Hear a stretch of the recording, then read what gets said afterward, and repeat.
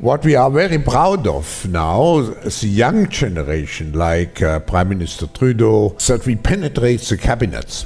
I also want to reiterate how deeply sorry Canada is for the situation this put President Zelensky and the Ukrainian delegation in. It is extremely troubling to think that this egregious error is being politicized by Russia and its supporters to provide false propaganda about what Ukraine is fighting for. Why does this government treat Alberta like a fart in the room that nobody wants to talk about or acknowledge? I heard her say a word that I know is distinctly unparliamentary, and I think she may want to withdraw it. The word was F-A-R-T. I mean, we love your Mr. Trudeau. I mean, his family's always been such big fans about that.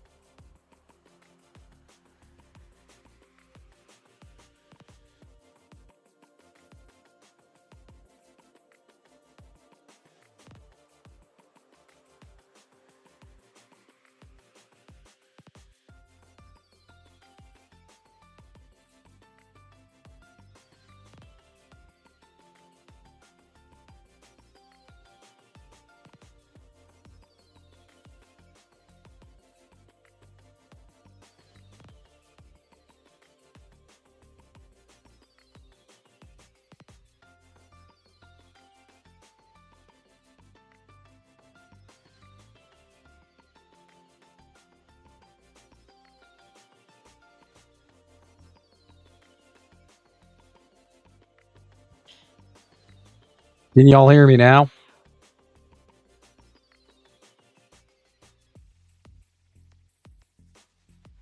How about now? Someone say yes, I can hear you.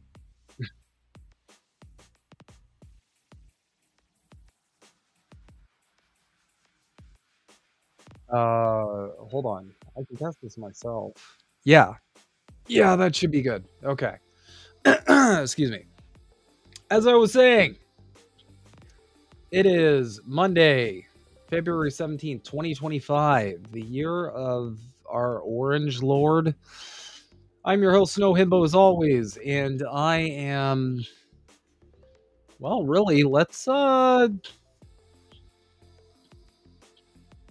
catch up.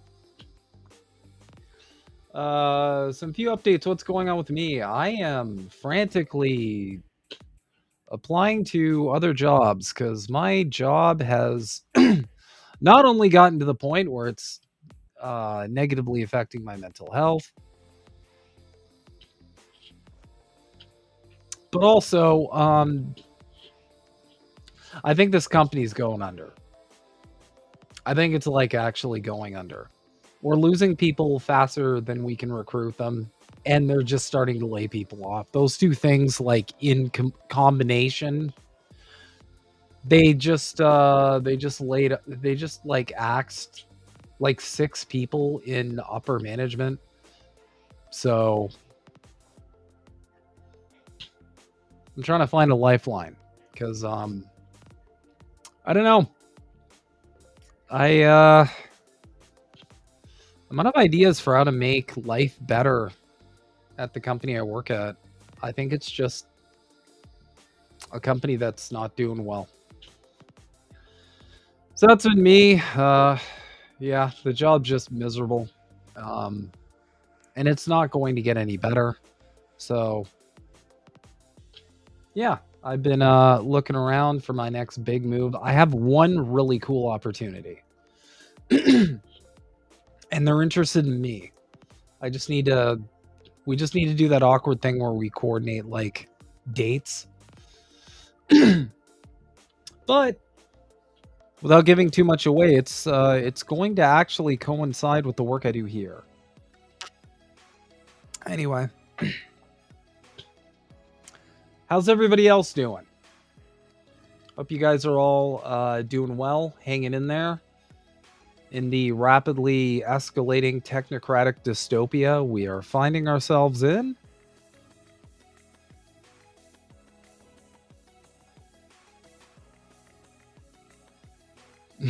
That's right. The Trumpster dumpster. The Trumpster dumpster fire. The TLDR with Canadian politics right now is essentially everybody's just kind of scrambling to deal with like the constant like flooding of stuff that Trump is doing. Which like, don't think for a second this isn't deliberate. This is absolutely deliberate. Okay, all of this is very much extremely deliberate.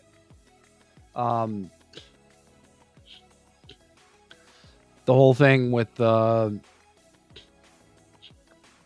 Greenland, the whole thing with Canada, the whole talk of annexing other nations, the whole nakedly doing globalism.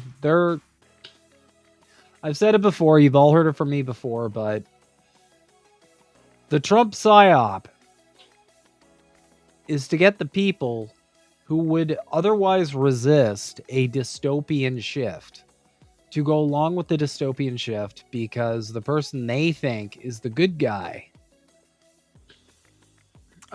is the one who's going to usher it in. Gotta hand it to him. It's a great psyop. 10 out of 10. I've said it before. This was easily the biggest, the most masterful con job of the 21st century. And people are still eating it up. I see people yelling online, arguing for things that they otherwise wouldn't argue for in a million years just because Trump's doing it. You're all seeing it too.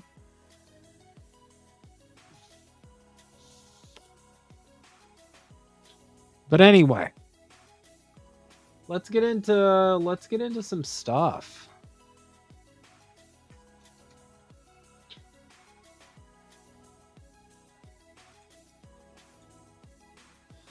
So this was pretty interesting.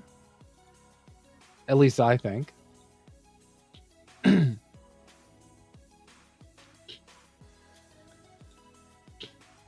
As the four nations face off in Montreal, the crowd erupted in boos as soon as the U.S. anthem began.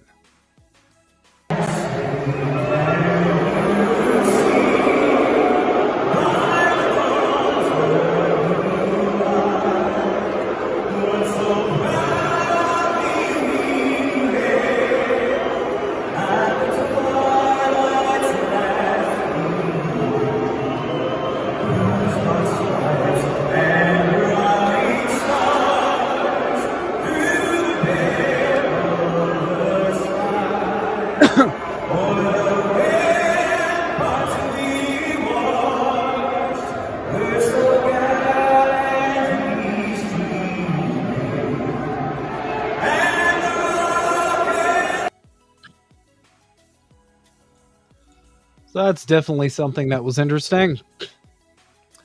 A weird shift is Trump's behavior has essentially like erupted this like feeling of Canadian solidarity and nationalism that I didn't even feel like we like had before. I didn't even know it existed really. And of course, both major political parties are trying to capitalize on it. Trying to manufacture consent for what's to come. Don't worry about my hand. My cat just bites me in my sleep.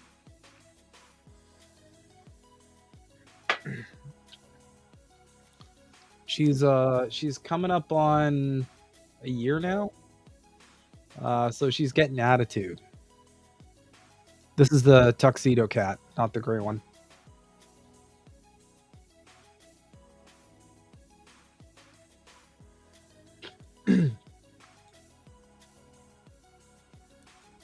But yeah, let's check out the latest. This is the latest from Orange, man. This is fucking hilarious. This is so funny.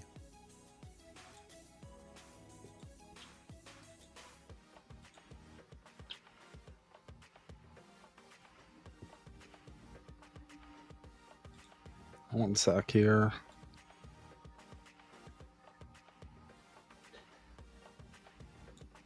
There we go. On trade, I've decided for purposes of fairness that I will charge a reciprocal tariff, meaning whatever countries charge the United States of America, we will charge them. No more, no less. For purposes of this United States policy, we will consider countries that use a VAT system, which is far more punitive than a tariff, to be similar to that of a tariff. Sending merchandise, product, or anything by any other name through another country for purposes of unfairly harming America will not be accepted. In addition, we'll make provision for subsidies provided by countries in order to take economic advantage of the United States. Likewise, provisions will be made for non-monetary tariffs and trade barriers that some countries charge in order to keep our product out of their domain, or if they do not even let U.S. businesses operate. We're able to accurately determine the cost of these non-monetary trade barriers. It is fair to all, no other country can complain, and in some cases, if a country feels that the United States would be getting too high a tariff, all they have to do is reduce or terminate their tariff against us. There are no tariffs if you manufacture or build your product in the United States. For many years, the U.S. has been treated unfairly by other countries, both friend and foe. The system will immediately bring fairness and prosperity back into the previously complex and unfair system of trade. America has helped many countries throughout the years at great financial costs. It is now time that these countries remember this and treat us fairly, a level playing field for American workers, in all caps. I have instructed my Secretary of State, Secretary of Commerce, Secretary of the Treasury, and United States Trade Representative, USTR, to do all the work necessary to deliver reciprocity to our system of trade. I'm not going to lie. The fact that he still considers this like charging. That's funny. Kept apologizing for the orange one. The fact that he still considers tariffs charging people. I mean, you'll hear it a lot. Trump doesn't know what tariffs are. Liberals are talking about it. Progressives are talking about it. Everybody's talking about like he doesn't know what tariffs are. I would challenge people to think a little further. Let's pretend that Trump isn't the one calling the shots. I have long believed that none of our politicians in the West actually do call the shots. All right? They have a bunch of moneyed interests in their ear at all times. So why is Trump taking this position?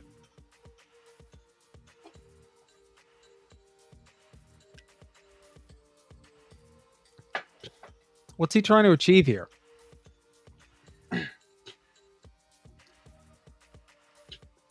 Because at the end of the day, all this tariff nonsense is going to do is it's going to increase the cost for the consumer on the American side. And it's going to increase the cost for the consumer on the other side too. There's no net positive here.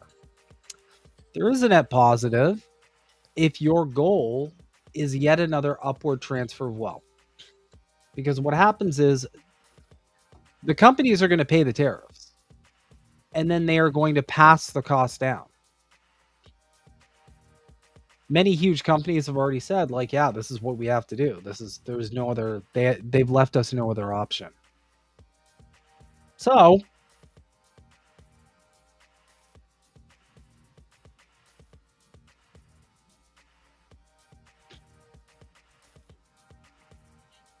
My theory is if you make economic conditions bad enough, then a population will be open to some pretty radical ideas. And as I have communicated multiple times, I firmly believe that Donald Trump is the one who's going to usher in the technocratic Great Reset dystopia that so many people were looking at Biden to do, or Trudeau to do. I think he's the guy. And what better way to usher in something like digital currency after you completely scuff the economy? Perfect opportunity to do just that.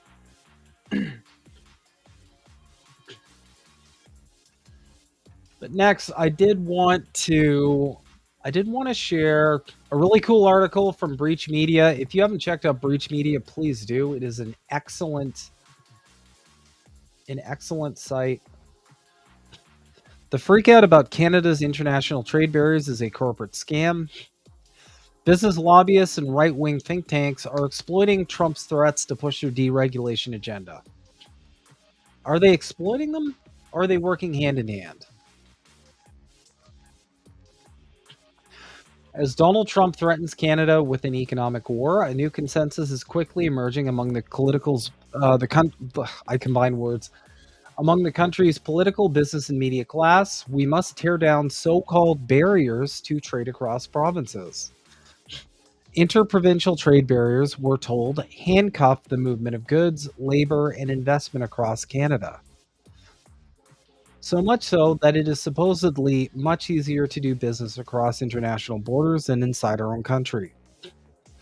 Internal Trade Minister Anita Anand claims lowering these barriers would reduce prices by an incredible 15% and add $200 billion to Canada's GDP.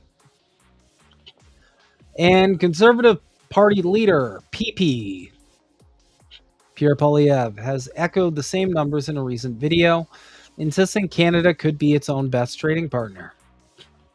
With all this cheerleading, it's no wonder 95% of Canadians asked in a recent poll said that they want these trade barriers eliminated, despite likely never even having heard of them before. But if the promises sound too good to be true, it's because they are. Interprovincial trade is healthy and growing. There are no customs agents collecting fees at provincial boundaries. Policy barriers to selling Canadian goods and services across the country are so few you can list them on a paper napkin. Yet corporate lobbyists and right-wing think tanks have been working hard to convince Canadians otherwise. They're taking advantage of the crisis generated by Trump to push their long-standing agenda, repackaging their self-serving proposals as integral to the national interest. Are those eye-popping numbers? They come from reports funded by the very think tanks pushing this narrative. What these corporate-backed groups really mean when they talk about removing internal trade barriers is dismantling regulations that protect workers, consumers, the environment, and nascent industries. They tout cutting red tape and streamlining government processes, like resource project approvals, as simple no-cost solutions to the Trump tariff threat. But there are costs, and they will be borne by workers, the public, and the environment, while any economic gains from deregulation will flow directly into the pockets of corporate giants, both Canadian and American.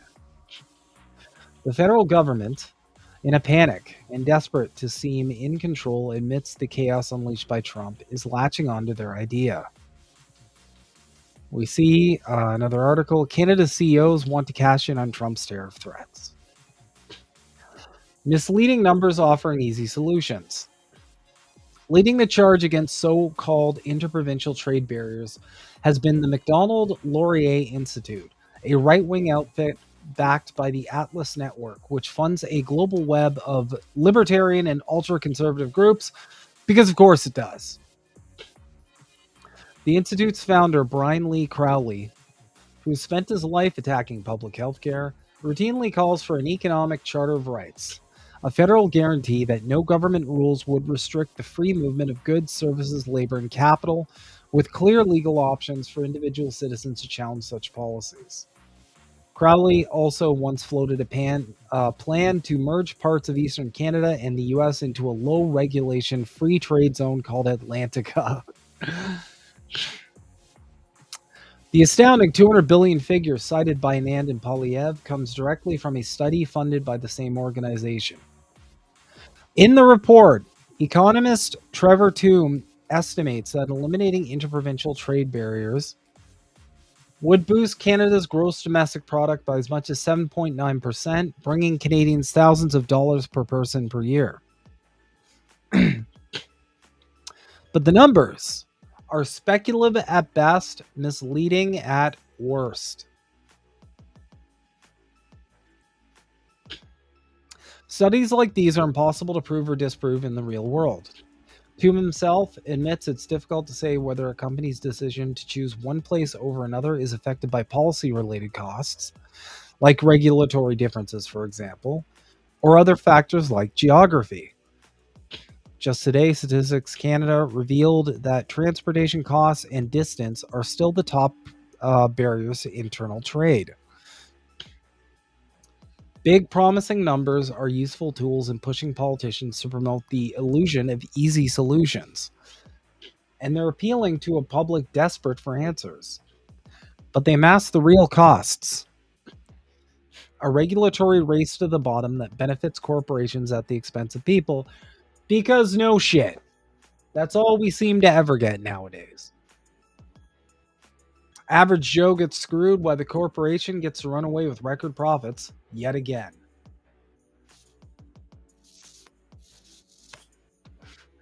Deregulation as mutual recognition. Business lobbyists and right-wing think tanks have been railing against provincial regulations for decades, labeling environmental protections, food safety inspections, and professional licensing requirements as non-tariff barriers to trade. But to call essential protections barriers fundamentally misunderstands their purpose. Preventing companies from cutting corners, busting unions, polluting the environment, or bringing in cheap labor isn't about distorting the market. It's about setting basic rules to protect workers, communities, and the planet from capitalist exploitation. Excuse me.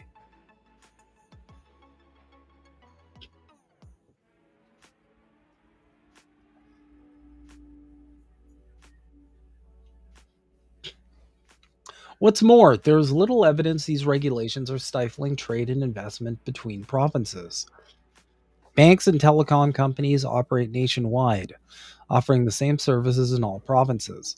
You can buy Canadian-made Fruit Loop cereal at Canadian-owned Loblaws or Sobeys brand grocery stores everywhere. Coffee shops like Tim Hortons clearly have no trouble running franchises across a dozen different political jurisdictions. Sorry. It's hard to read today. I don't know why. This isn't just about making trade easier, it's about gutting protections for workers and the environment.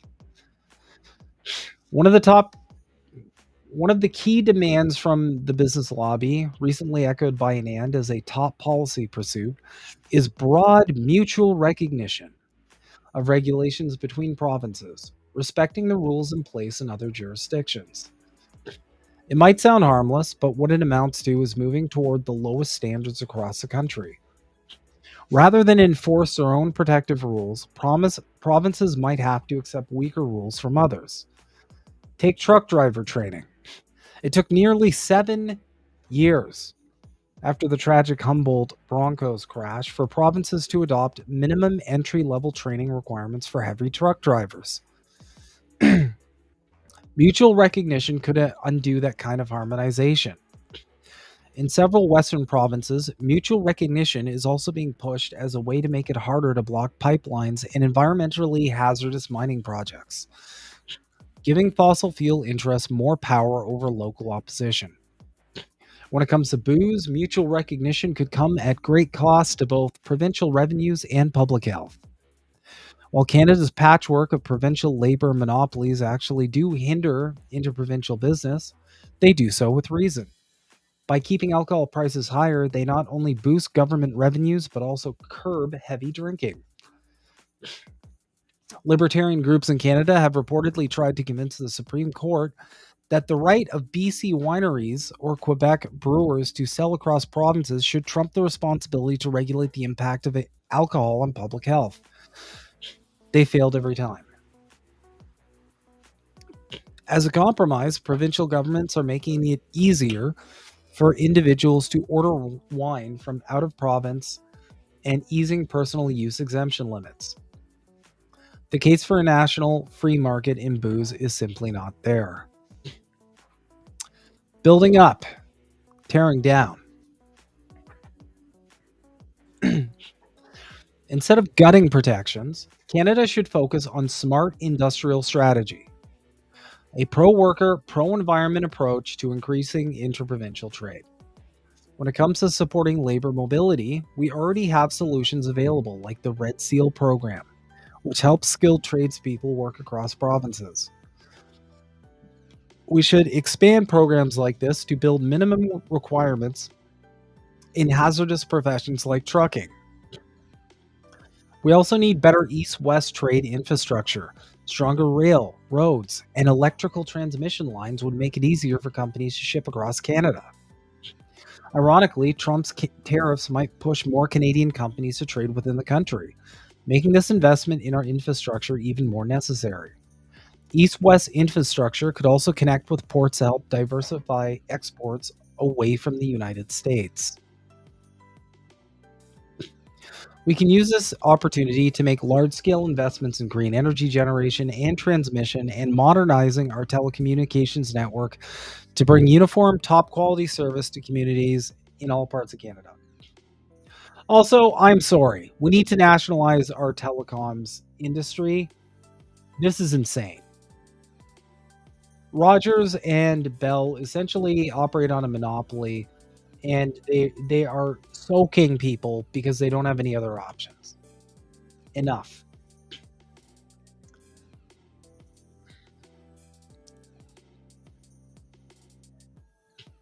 Government contracts with Elon Musk-backed Starlink should be canceled so that Canadian public and private sector firms can do the job and connect remote and rural communities to the internet. We also have a golden opportunity to expand public investments and employment in industries that serve Canadians. We should be investing in affordable housing construction, modular home manufacturing, and expanding high-quality care.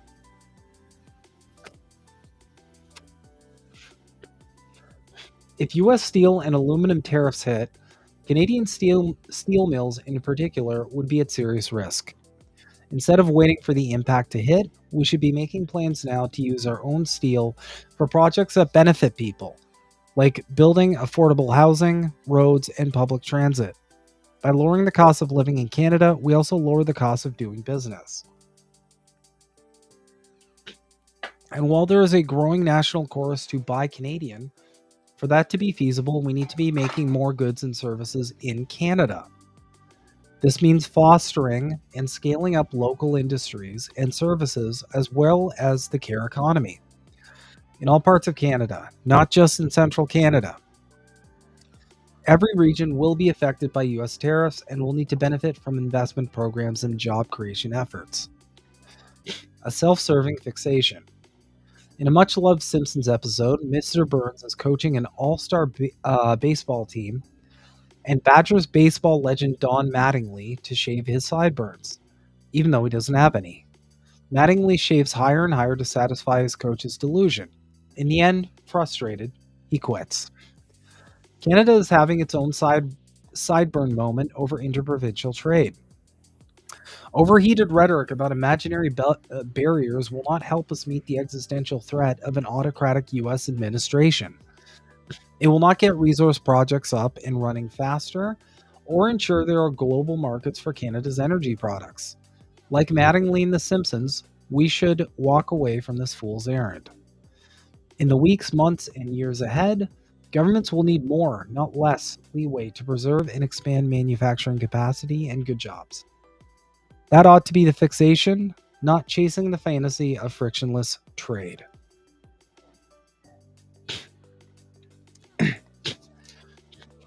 So that's a pretty bomb article. Just on the situation we got here with interprovincial trade. It shouldn't come to shock anybody that this is essentially just a way to further deregulate, which always benefits the corporations and screws over workers. Those regulations are there most of the time to benefit workers.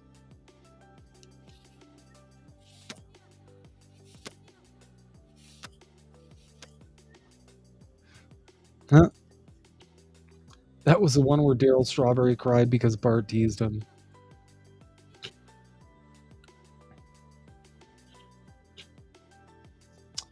Hey, Kate. BC wines rock. They absolutely do.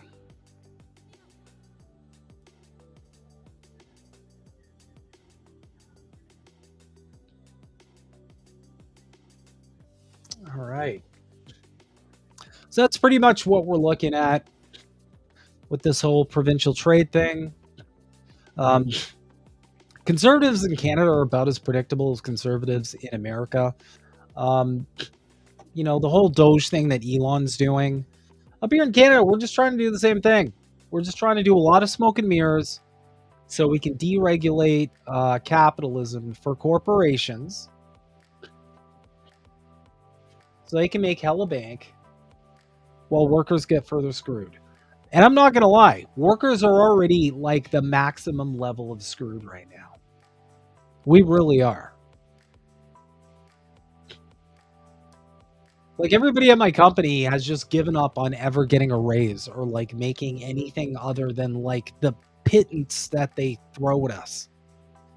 And everybody I know is in the same boat. What we need right now is more worker empowerment, not less.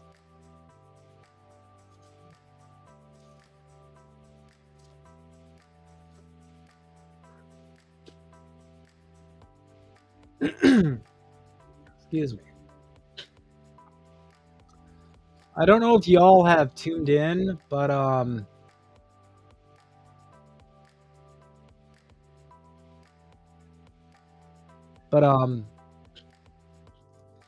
the Ontario leaders debate, is popping off. Well, it did pop off. And let me tell you, Schreiner did pretty good. Doug Ford looked like an idiot, but Doug Ford always looks like an idiot. But aside from Schreiner, it was pretty dumb. I don't even know what people are supposed to do with this, to be honest.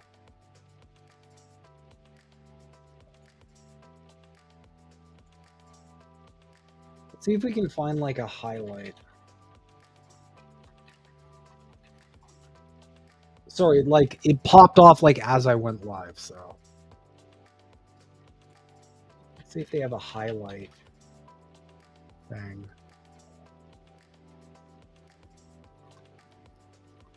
They don't just yet.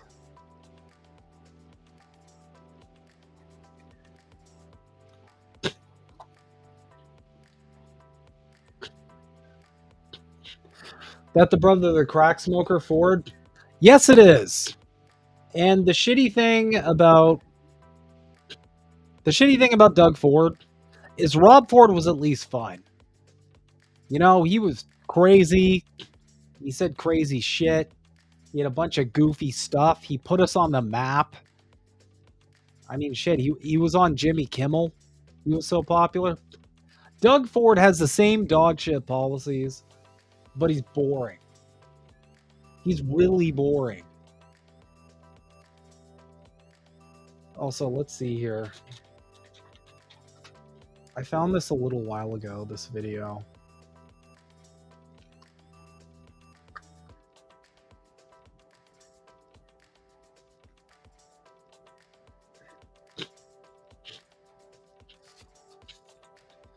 This was funny. This is like the most obvious, like, political, like, PR situation. Look at that shovel.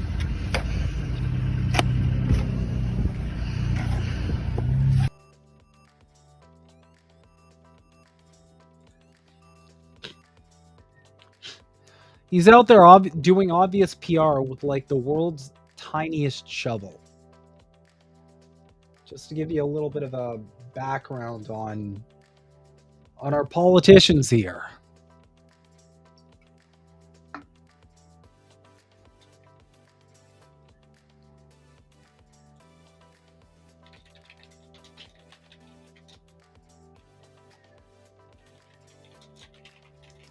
Let's see if we got something on the Everything app.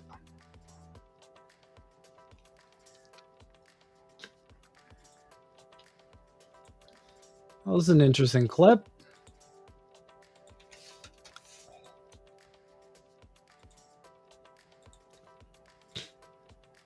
I have one question for you, and one question only. After 7 years of lies, why should anyone trust a word you say?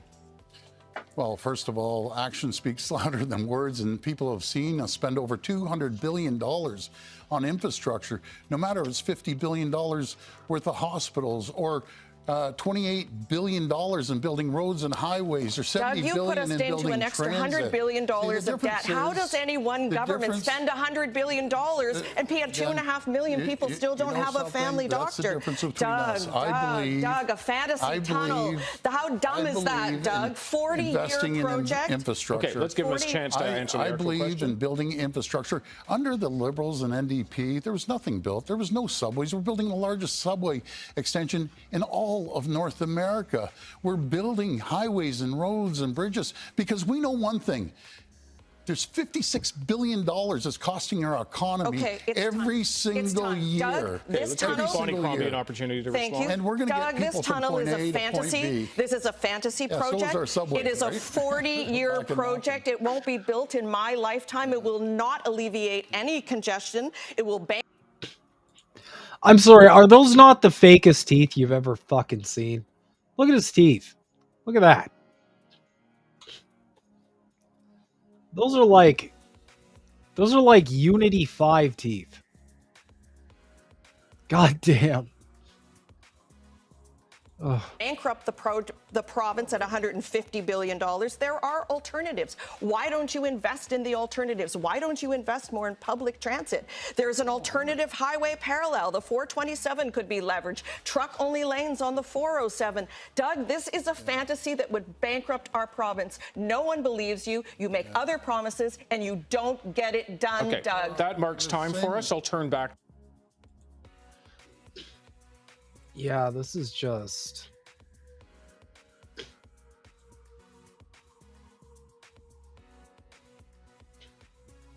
This was just pretty crazy. I watched a lot of it, and it just... I don't have words. I know this is kind of like a staple of Canadian politics, but the majority of them just talked over each other the whole time.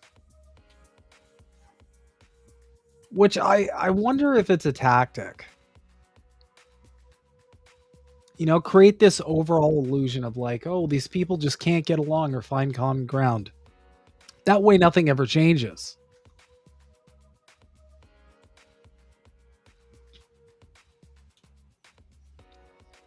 But I digress. Yeah, exactly. Snake teeth.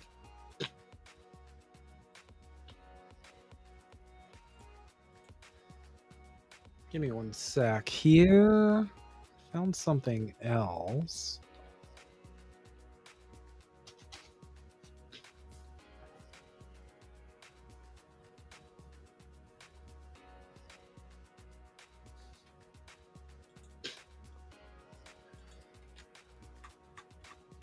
This is a great article from our friends over at rabble.ca. Please check out rabble.ca if you have not.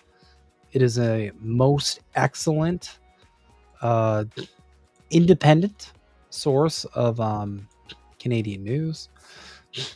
We need Ontario leaders to plug into hydro at the debate. Spoiler alert, they have not. At least not what I saw.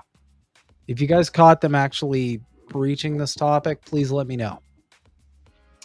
Ford has so heavily subsidized hydro rates, he could have brought back Hydro 1 5 times over. February 17th is the leaders' debate at the CBC. That's today. It will be consequential because of the many problems we face today. There is one issue that affects all others because of Premier Doug Ford's spending on it. Hydro. And let me tell you, hydro sucks. If you're in Ontario, you're feeling the pinch for sure. Billions to subsidize hydro rather than using that money on critical issues like healthcare and housing. Much of the following is a review for rabble readers. However, the problem remains. In every single provincial election since 2003, all three of the major parties have declined to debate the hydro rate problem and its causes. Google unplug hydro rate debate. Some mystery for the provincial election. Premier Mike Harris changed every hydro nonprofit commission in Ontario into a for-profit corporation. Because of course he did. We live in the West, and the West is beholden to capital. Ford is not the first Conservative premier to socialize with the corporate elite. Shortly after being elected, Harris went fishing in the Northwest Territories with Kenneth Lay, chairman of Enron. Harris then had Enron and a who's who of the investment community design Ontario's electricity market, which opened in June of 2002. Despite an expensive ad campaign promising lower rates and promising nothing will go wrong by 2007, rates had doubled. By 2010, rates tripled. And then by the time Doug Ford was elected in 2018, rates had quadrupled. Since deregulation was implemented in 2002, every single government has had to subsidize rates, showing how flawed hydro deregulation is. Ford has taken hydro subsidies to new heights. Ford loves to say he keeps all his promises. In the 2018 election, Ford promised to lower hydro rates by 12%. Ford has not lowered rates by even 1%. All Ford has done is hide and protect Harris's failed deregulation scheme with billions of dollars in subsidies. According to the Financial Accountability Office, which is similar to what Elon's portraying Doge to be, except Doge isn't actually for that, but that's a whole stream in and of itself. Ford has spent on average up to $7 billion a year in hydro subsidies and plans to spend $118 billion over the next 20 years, never dealing with the problem. Ford is very vulnerable on this issue and has shown he is worried about public opinion on hydro rates. On October 2020, Ford offered ratepayers one of the Tories' favorite words, choice. Ratepayers could choose time of use payments for the time of day they use power, or they could choose tiered payments. Ratepayers would pay so much for the first 750 or 1,000 kilowatts, kWh, and then more for the next tier. Doing the math shows it is just a wash, which works out to be exactly the same cost under either scheme. In April 2023, Ford introduced ultra-low overnight rates at 2.4 cents kWh from 11 p.m. to 7 a.m., endlessly misleading the public.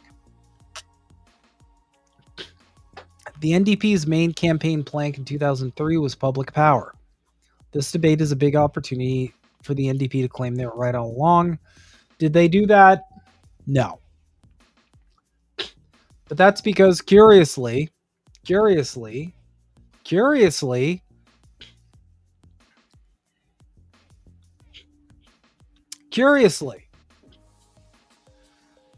any political party, political or affiliation, any sort of organization that might threaten capital just so happens to be completely inept. It's not an accident.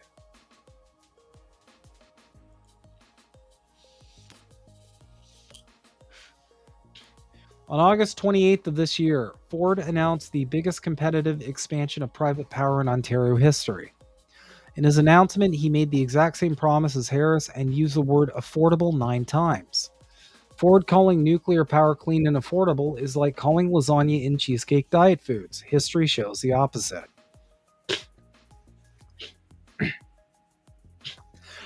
Just for the record, I have a controversial take for someone of my political affiliation. I think nuclear power is probably the best solution to the climate crisis.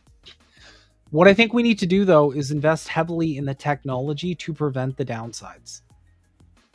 That would be the waste, and that would be extreme preventative measures in the event of like a power plant meltdown. But we're not there yet. So the public was so angry at the Liberals in the last 2 elections for selling Hydro One, they were sent to the political wilderness. To date, Ford has spent $49 billion on hydro subsidies, enough to buy back Hydro One 5 times over. The Liberals would be well advised to admit they made a mistake and promise to buy back Hydro One. A number of countries around the world have recognized the fact that the transition over to green energy and electric vehicles will never happen under a for-profit system, and have created public green power companies. We need to look seriously at creating a green public power company ourselves. We have 94 years of proof that public power works. Currently in Ontario, electricity is a great business to be in. Ford guarantees the profits and taxpayers get the bill. We cannot let another election pass without our leaders debating this critical problem. The affordability and climate crisis demand action on this issue.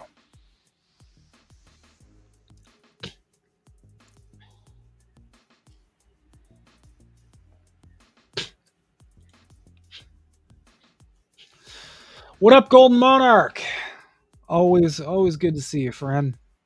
Unfortunately, too many dirty hands have shown nuclear technology will mostly result in abuse and terrorize other vulnerable nations. Until we have a revolution. Hey, Applejack. Leave Elon alone. Do you think rebranding that meme would be a hit like Trump rebranded USDS? I'm pretty sure there's already a leave Elon Musk alone like Britney meme going around somewhere. I bet you I can find it. One sec. I bet you I can find it.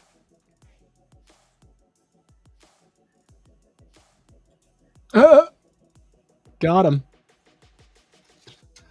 Oh, we got him. We got him. We got him, fellas. There already is one. Of course.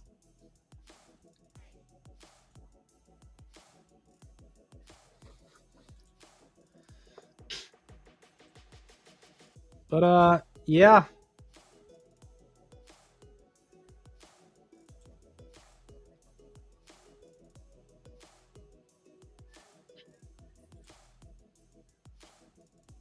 Anyway. That is, that's about all the content we have for tonight. In closing, Trump's pretty much made it really scary up here in Canada. But a lot of people don't understand why. Because on paper, it just looks like he's being crazy and a big old goofball for no reason. I reject this. I think everything Donald Trump is doing is very much deliberate and calculated. And of course, it has the additional benefit of, again, all of his actions just somehow seem to be affecting for-profit corporations in a positive way.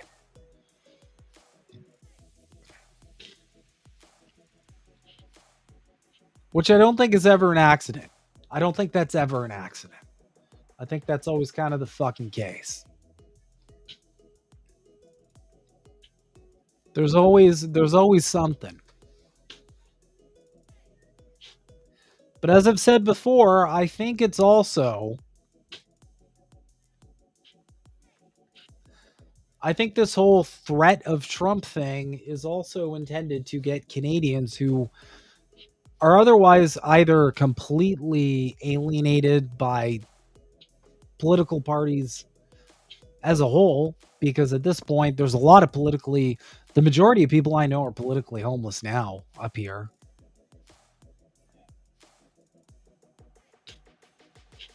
The majority of them either don't vote or they're just like, yeah, all these politicians are useless. They're full of shit. They don't do anything for us. I can't afford anything.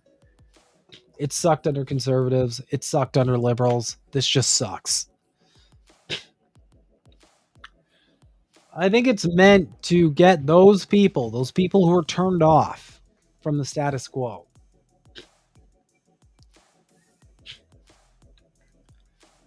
to hop back on board because of the scary threat of Trump.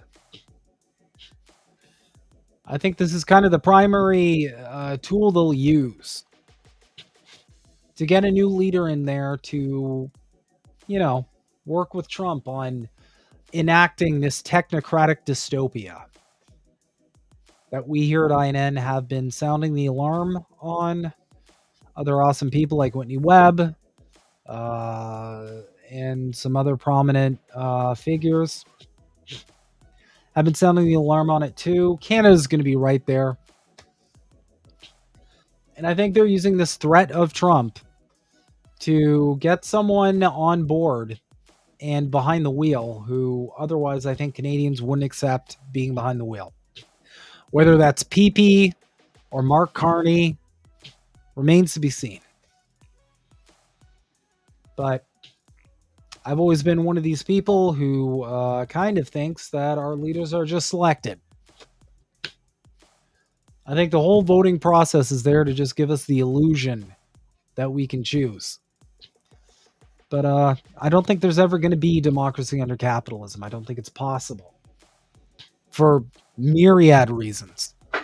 Too many reasons that I can get into tonight. But yeah. Anyway, that's our show for tonight. Thank you guys so much for tuning in. Thank you guys so much for all your support. I'm gonna go eat dinner with the wife and try and do that self-care thing a little. Because yeah, work has been miserable lately. And I wanna leave with something about work. I posted this on Twitter today. No job is worth your mental health. No career is worth your mental health. That's never a trade you should make. And if you don't have any other options, I get it. I feel you. But that should never be a choice you have to make.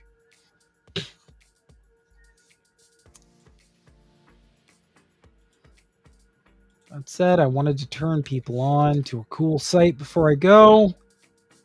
Touch on this briefly, but I'd love to touch on it again. This is iww.org. This really cool site helps you unionize your workplace. So if that's something you want to do, give them a look. You do have to pay some dues, but if you're strapped for cash, they have really low dues you have to pay just for initiation or whatever. And those just go to administrative stuff, people's time, etc., etc. But I'm going to promote this near endlessly because this is a really cool idea. We need to start unionizing our workplaces. We need to start being collective with withholding our labor.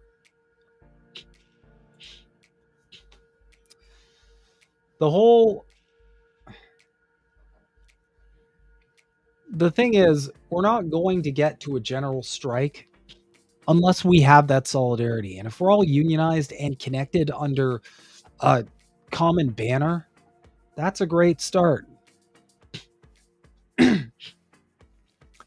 Don't forget, liberals or the conservatives, they don't work for you. They work for capital. One of them just gives you some crumbs, and the other one says you don't deserve the crumbs. You got to work for those crumbs. But either way, you're getting crumbs.